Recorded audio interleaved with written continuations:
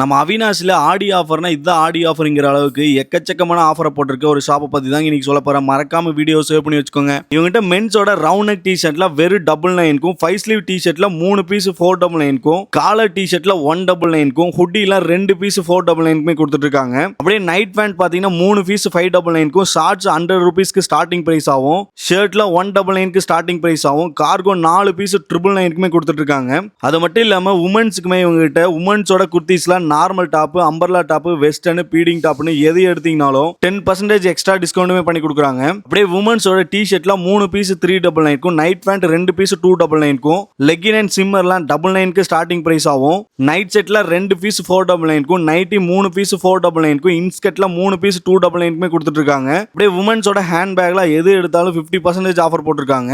இந்த மாதிரி பாய்ஸோட செட்ல 2 பீஸ் 299க்கே கொடுத்துட்டு இருக்காங்க.